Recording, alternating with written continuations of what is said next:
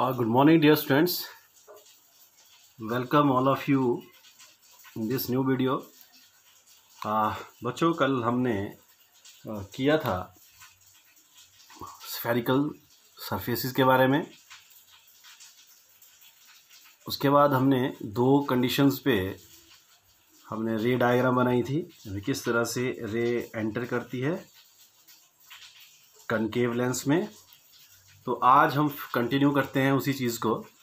तो आज शुरुआत करते हैं हम कि जब ऑब्जेक्ट, जैसे हमने कल एक बार फिर से रिपीट कर देता हूँ, हमने कौन सा लेंस लिया था? कनकेव लेंस लिया था। ये कनकेव लेंस हो गया, ठीक है। उसके बाद कनकेव लेंस क्या बताया था? यहाँ से जो एक्सिस जाती है उसे क्या बोलते हैं हम? Principal axis. इसके यहाँ पे सेंटर पे जो सेंटर ऑफ कर्वेचर होता है, क्या होता है यहाँ पे? Centre of curvature. ये पूरा अपर्चर है स्फेरिकल शेप का, और ये क्या होगा उसका? Pole P. उसका यहाँ पे क्या है? पॉइंट, फोकस पॉइंट है इसका। अब हम क्या करते हैं कि हम ऑब्जेक्ट को लेते हैं कहाँ पे? सेंटर पे ही। कहाँ पे लेते हैं इसको? सेंटर पे। सेंटर पे मतलब ये ऑब्जेक्ट लिया हमने ए, और ये आ गई object B at point C. C मतलब सेंटर, ठीक है। अब इमेज कहाँ बनेगी? इमेज कहाँ बनेगी ये देखते हैं। इमेज के लिए रे फॉल किया इस पॉइंट पे। ये पॉइंट क्या हो गया? डी। फिर आपको मैंने पहले बोला था कि bends and passes through the centre, reflects back, ठीक है। और आप एक रे को ले, वो कहाँ से होके जा रहा है? फोकस से, और यहाँ पे आके वो स्ट्राइक करता है, ठीक है। स्ट्राइक होने के बाद वो रिफ्लेक्ट होके पीछे चला जाता है, ठीक है। थोड़ा सा फिर इमेज कहाँ बनेगी? यहाँ पे ये रेज आपस में आके मिल जाती है, टू रेज, ठीक है। तो ये पॉइंट जो हो गया इसका, ये क्या बन गया इसका? ए डैश। ये क्या आ गया? बी डैश, ठीक है। तो ऑब्जेक्ट कहाँ थी? सेंटर के ऊपर, और इमेज भी क्या बन गई? सेंटर पे। इन्वर्टेड इमेज है, साइज सेम है इसका, ठीक है। तो ये क्या है हमारा रे डायग्राम? कब जब ऑब्जेक्ट कहाँ थी? सेंटर पे। जब ऑब्जेक्ट कहाँ थी? सेंटर पे, ठीक है। क्या पोजीशन थी इसकी? कि जब ऑब्जेक्ट सेंटर पे थी, ठीक है, ऑब्जेक्ट, ठीक है, क्या पोजीशन थी ऑब्जेक्ट की? सेंटर सी, ठीक है। और इमेज कहाँ बनी? पोजीशन ऑफ इमेज कितना हो गया? सी पे, ठीक है। बाकी जो साइज ऑफ इमेज वो क्या रहेगा? साइज क्या रहता है उसका? सेम साइज, ठीक है। और उसके बाद नेचर कैसा है उसका? ये नेचर रियल और इनवर्टेड, कैसा है? क्लियर? तो आपने इस तरह से ही ये चीज़ें करनी है, ठीक है। क्या क्या लिखना है? ऑब्जेक्ट कहाँ थी वो, इमेज कहाँ बनी वो, ठीक है। क्लियर हो गया तक? अब हम उसके बाद करेंगे कि ऑब्जेक्ट अगर सी और एफ के बीच में हो तो, ऑब्जेक्ट अगर सी और एफ के बीच में हो तो, क्लियर? कहाँ पे? सी और एफ, ठीक है। तो प्रैक्टिस करते हैं सी और एफ के लिए, ठीक है। ये अपर्चर इसका, ठीक है। ये इसकी प्रिंसिपल एक्सिस, ये पॉइंट पी, ठीक है। ये इसका फोकस पॉइंट एफ, ये क्या आ गया इसका? सी, है ना, सेंटर ऑफ कर्वेचर। अब क्या किया? अब कहाँ पे लिया हमने ऑब्जेक्ट? सी और एफ के बीच में, ये ले लिया हमने यहाँ पे, सी और एफ के बीच में। क्लियर है? अब सी और एफ के बीच में हमने लिए,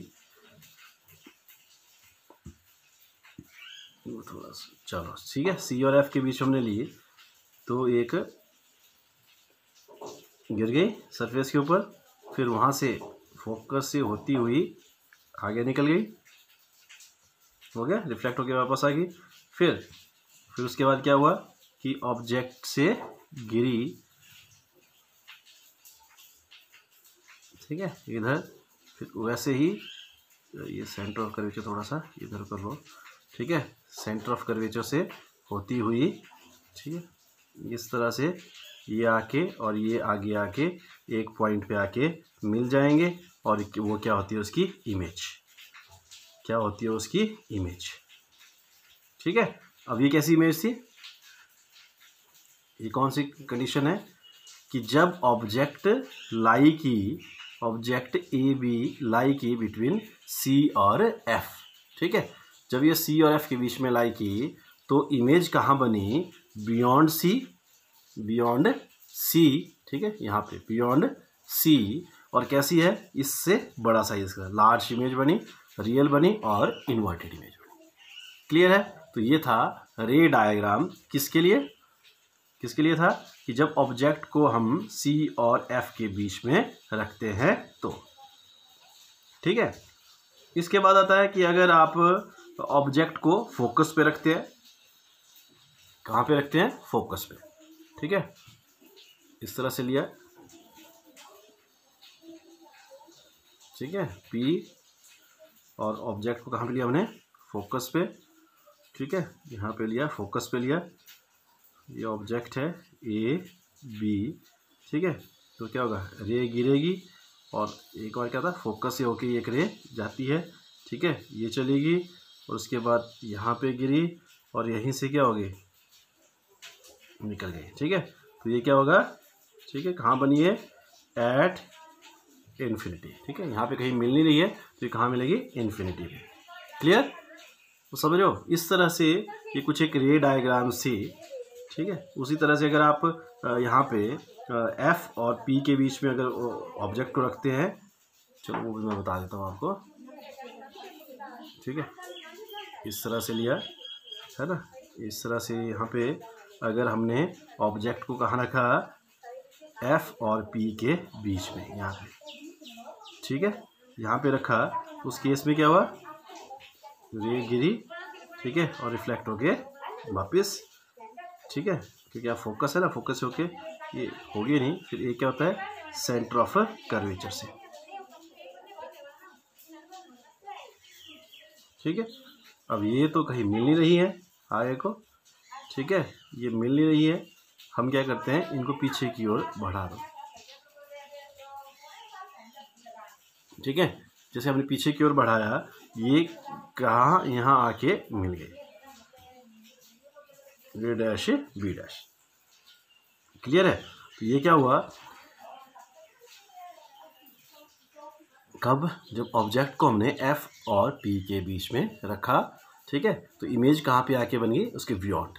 ठीक है, तो beyond the this surface of reflecting. ठीक है, कैसी बनी, लार्ज बनी, और कैसी बनी, ऊपर की ओर या सीधी, तो इरेक्ट इमेज बनी, लार्ज इमेज बनी, और साथ में कैसी है, वर्चुअल। कैसी है ये, वर्चुअल। क्लियर, तो ये था हमारा जो रे डायग्राम्स थे, कल हमने 2 किए थे तो उसको ही हमने कंटिन्यू किया। ठीक है, तो ये क्या है, हमारा रे डायग्राम। ठीक है, एक बार मैं फिर से बता देता हूँ आपको कि एक बार आप फिर से रिवाइज कर लें। रे डायग्राम क्या हुए, जो पाथ ऑफ लाइट को इस मिरर वगैरह में या ग्लासेस में शो करे, उसको क्या बोलते हैं, उसका रे डायग्राम। कहाँ से होके कहाँ गई रे।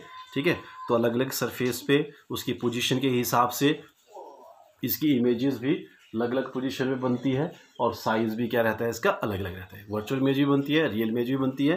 ठीक है, तो आपने जितने भी रे डायग्राम्स हमने पढ़े, उसमें से जो लास्ट वाला था, तो ये कैसा था, वर्चुअल था। बाकी सारे सब इमेज क्या हुआ, रियल इमेज बनी और इन्वर्टेड इमेज बनी। ठीक है, लेकिन लास्ट वाले केस में जब हमने ऑब्जेक्ट को कहाँ पे, एफ और पी के बीच में रखा, तो वहाँ पे इमेज कैसी बनी, इमेज लार्ज जरूर थी लेकिन कैसी थी, वर्चुअल थी और इरेक्ट थी, सीधी थी।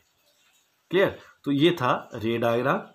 ठीक है, नेक्स्ट वीडियो में हम पढ़ेंगे कन्वेक्स लेंस के लिए रे डायग्राम। उस पर ऑलमोस्ट 2 ही पोजीशंस होती है, उसमें करेंगे, साथ में करेंगे हम कनकेव और कन्वेक्स लेंस के यूजेस भी।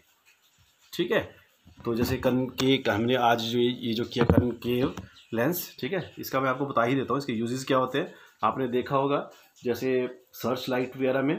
ठीक है, सर्च लाइट में इसका यूज़ होता है, कहाँ यूज़ होता है इसका, तो यूज़ कहाँ होता है इसका, सर्च लाइट में, टॉर्च में। ठीक है, और जहाँ पे जो हेडलाइट होती है गाड़ियों की, देखा होगा, वहाँ पे इसका यूज़ किया जाता है। ठीक है, तो जो यूज़ रहता है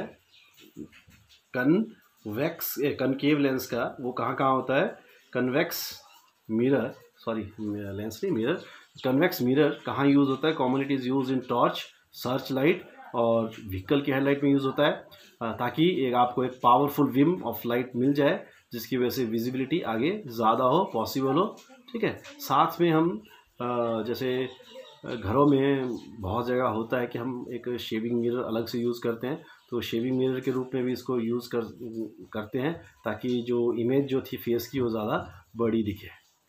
क्लियर। तो ये थे कनकेव मिरर्स की रे डायग्राम्स उस केस में, और साथ में इसके यूज़। तो यूजेस क्या हुए इसके, सर्च लाइट में यूज़ होता है, टॉर्चेज में यूज़ होता है, हेडलाइट्स में यूज़ होता है और शेविंग मिरर में ये यूज़ होता है। Clear. Okay, have a nice time.